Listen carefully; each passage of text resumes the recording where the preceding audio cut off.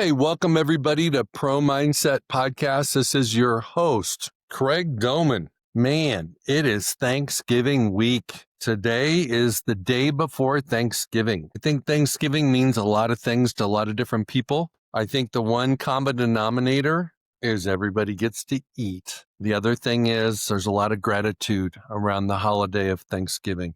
Being thankful, having gratitude, being appreciative of the people you have, the circumstances you have, focusing on the positive and not on the negative. Very few people get together for Thanksgiving and have beers and kind of reminisce on all the bad things that have happened to them. Everybody wants to be positive. Everybody wants to focus on the good times, the good things, the things they can appreciate.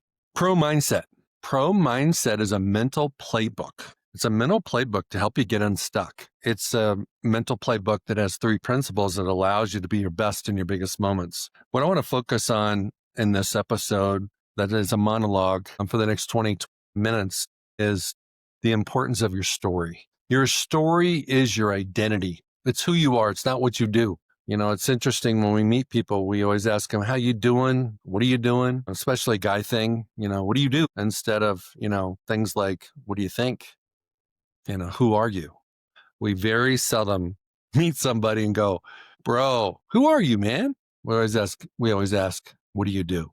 And so we are human beings. We're not human doers, even though as human beings, we do a lot of doing. And as a human being, it's more about who we are than what we do. And I think in sports, there's a lot of tethering between identity and performance. The guys that believe the most do the most. The guys that have they have crystal clear clarity on who they are. They show up the best on the field, on the court, on the pitch, whatever sport it is. And that's why, like in the NFL, you'll have guys that for some reason they flunked the medical at the combine leading up to the draft.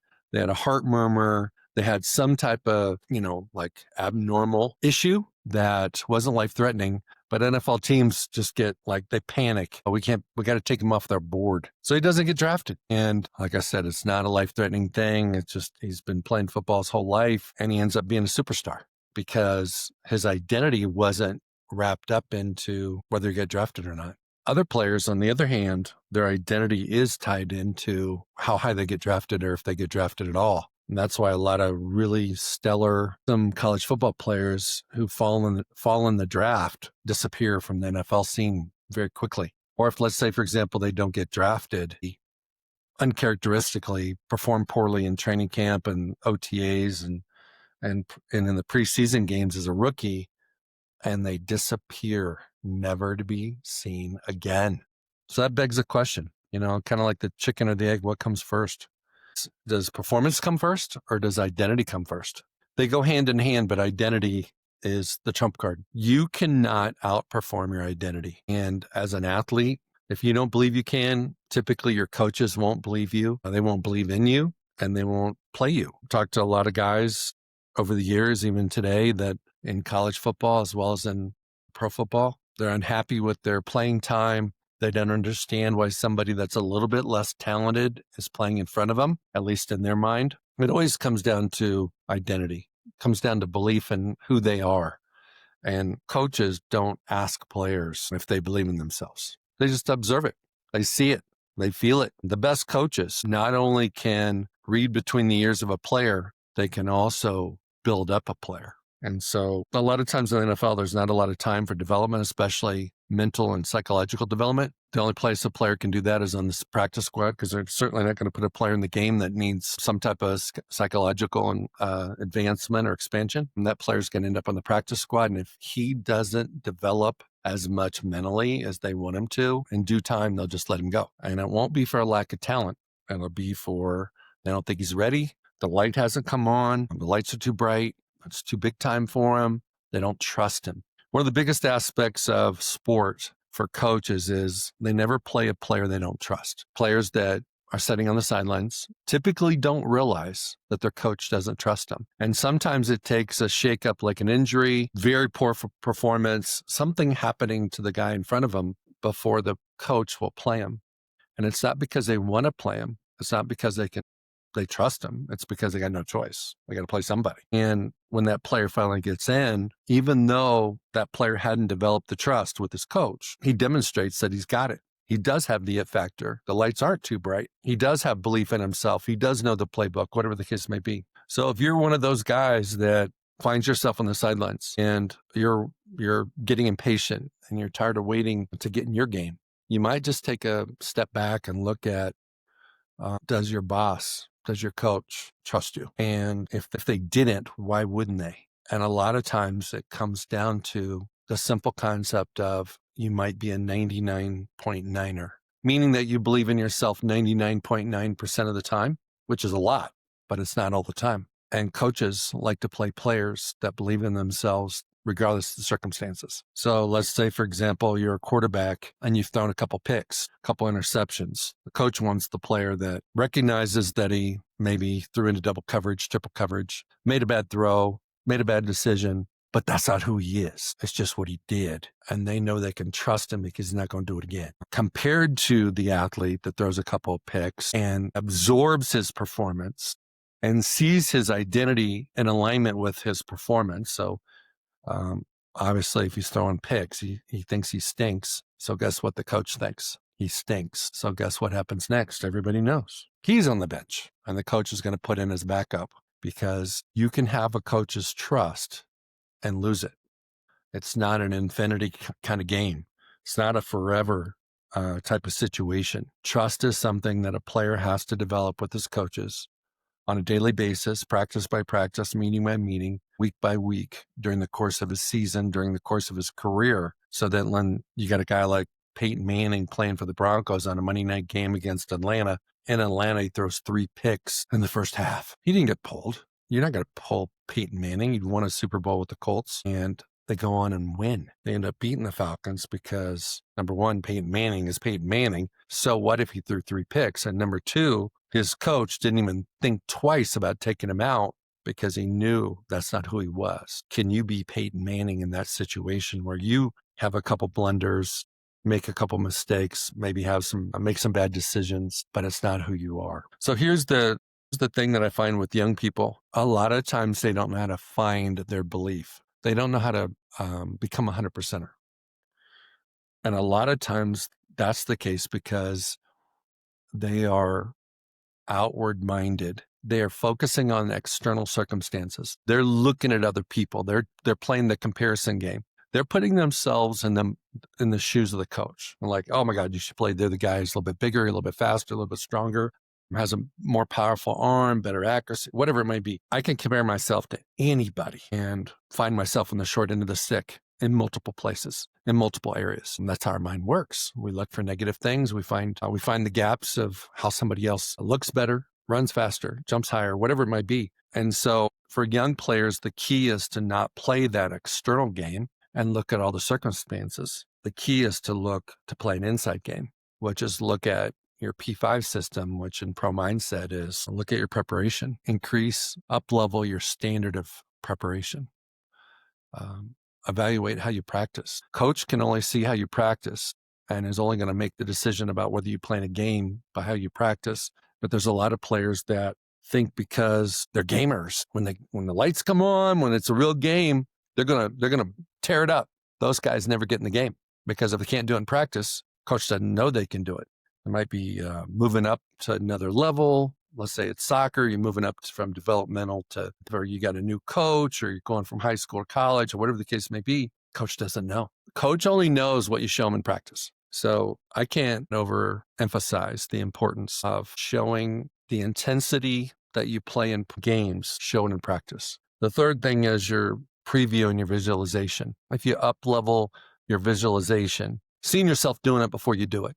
Your mind thinks you can do it. And once you show yourself that you can do it in your mind, then your pocket voice, that little internal chatter, will reinforce you that you got this. Compared to if you don't visualize yourself doing it, you've never done it before, your pocket voice is going to potentially doubt you, be working against you. You could be driving to the game. You could be warming up on the field. You could be standing during the national anthem and your pocket voice is going, are you sure? Are you sure you got what it takes? Are you sure you're ready? Those are not things that you necessarily want to. It's enough to have an opponent that's on the field in a different jersey. You don't want an opponent in your own head. And then the fourth one of the P5 is your pit crew. It's your people. It's your programs that get you ready for those moments, whether it's in could be in the medical field, could be honestly, could be in a lot of different things. But you got to have a great pit crew. Then the last P is your process. And that's candidly everything else that's not preparation, practice, preview, or pit crew. And that can be things like sleep, nutrition, everything that matters. Blocking out distractions, having conversations with people you need to have conversations with before the game, so you're not thinking about that situation during the game. And if you do all those things, you're playing an inside game. And you put yourself in the best possible position when it really matters to be your best. And when you play well, there's a compounding effect here. Now you believe more because you've done it. Your coaches believe more because you've done it. And your teammates believe more because you've done it. So there are a handful of identity killers. There are also confidence killers. That comparison we talked about. Perfection is another one. Nobody's perfect. There's never been a perfect game, even in baseball, where technically you have this title called a perfect game. The pitcher didn't throw a perfect game. He probably threw, he got 27 outs, but he probably threw, when he faced those 27 batters, I'm just going to guess, between 30 and 50 balls that weren't strikes. And then there was probably some bad pitches he threw that were fouled off. So it's like, and there was probably some bad pitches he threw that were flyouts because the batter didn't connect. No such thing as a perfect game. The other thing is scoreboard watching. I think, especially for young players, instead of waiting until the game's over and reviewing the game and seeing how they can get better, what they did well, what they could improve on, during the scope of the game, in the middle of the game, middle of play, they're having a conversation with themselves about, hey, this is good. Boy, this is not good. I mean, think about being a shooter in basketball, and let's say you're firing up a three and the ball hasn't even left your hand yet. Like, oh, shouldn't have taken the shot. Shouldn't have taken the shot. I knew I shouldn't have taken the shot. That's not 100% belief. That is not being locked in. That's not being in a performance bubble and allowing the outcome to be potentially the best it could be. No, that's self-sabotage before the ball's even out of your hand. Candidly, that happens a lot in sports. It happens to me when I play golf sometimes. My performance bubble gets corrupted by my own pocket voice that's doubting me. It can be dangerous, and it can be humbling sometimes if you're playing in front of a crowd and somebody's doubting you or hating you. But I can tell you that it's way worse if the voice that's doubting you that's living rent free in your head. It's right there, baby. You can't hide. It goes with you everywhere. So the bottom line is, your pocket voice has got to be for you, and it can't be for you if you don't believe in yourself. And it's very difficult to believe in yourself if you haven't put in the work through the preparation, practice, and so on and so forth, so that when you do show up for your big moment, you can play free. Then the last thing about identity is, how do you deal with results? Do you see it as data? Let's say you lose. Let's say you have a bad performance. Let's say you don't play as well as you should have. Let's say you got beat, you got outplayed by a person that was not quite as good as you, or maybe younger than you, or somebody that you whipped their butt before, so you just thought you would show up and you'd whip their butt again. When you're in those situations, that's data. And how you respond to that information is critical. Because if you don't have a clear-cut line of demarcation between who you are and what you do, that data becomes who you are. That negative data, those negative results, that poor play, that past gets to stay with you. And so it's very critical to go back to rewriting your story so you can control and be the author of your identity by remembering that you are not what you do. And so a lot of us, probably everybody walking the planet, has been a victim of something: bad luck, failures, disappointments, unfair treatment, things of that nature. I encourage you over Thanksgiving to rewrite that story. I have an exercise that I have my people go through, which is, just kind of make a list of the things that have happened to you that have been memorable and negative. And what was the emotion attached to that? Maybe anger, disappointment, confusion. all those type of things. And then let's say it happened a month ago or 30 years ago. How can you reframe it today to be for you instead of against you?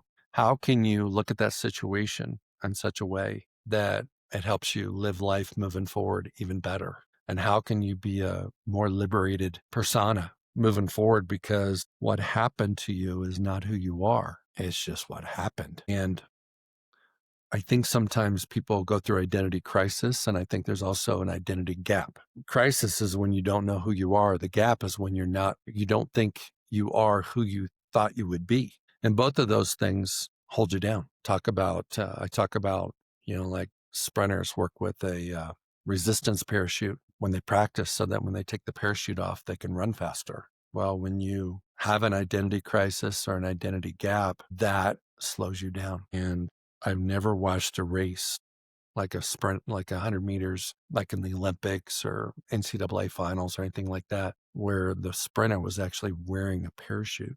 It's because you always you take it off. You never run the real race with the parachute. But yet we live our lives with the resistance parachute, with all that stuff in the back of that parachute, holding us back, giving our pocket voice ammunition to remind us that we're not that great.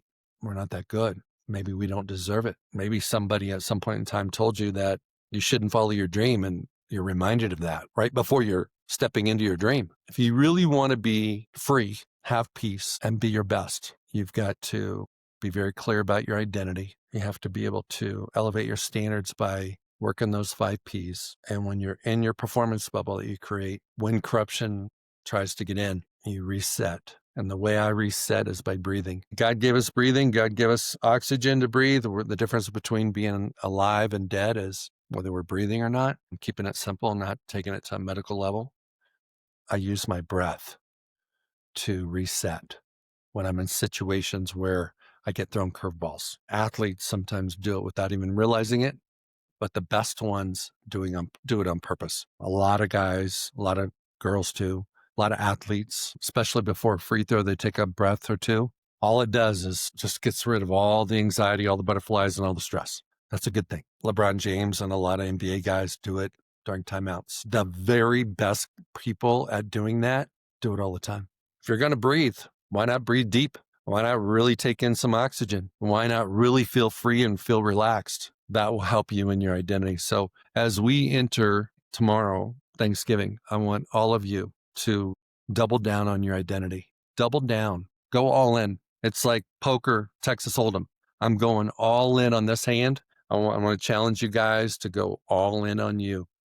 Who God created you to be, the dreams that you have. Maybe you've had them since you were 7. Don't let your dreams die. There's 2 people that I love a lot. It's the people that are authentically themselves because they're not trying to be somebody else. And the second type of people I love are people that follow their dreams. Not just dream, but act on their dreams. So there's a lot. All of us have dreamed multiple times about lots of different things. But unfortunately, because of life and finances and getting out of college, I got to get a job, all these different things, people kill their dreams. My encouragement for 2026, which isn't that far away, is to be you, and follow your dreams. Thank you for joining me today on Pro Mindset. This was a little bit of a different approach than interviewing some really smart person that I really enjoy doing Pro Mindset, where I feel like I'm getting my PhD every week and interviewing these amazing people from all over the world and all different types of disciplines. But I hope you enjoyed it and have a great Thanksgiving. Hey, it's Craig Domann, the host of Pro Mindset Podcast. I want to thank you for listening or watching today's show. And you can catch us every week on the normal social media platforms like YouTube, Facebook, Instagram, and all the listening podcast platforms. I hope you enjoyed today's show, and more importantly, I hope you gained a pro mindset insight. Please be sure to rate and review Pro Mindset Podcast, and I look forward to catching up with you on our next show.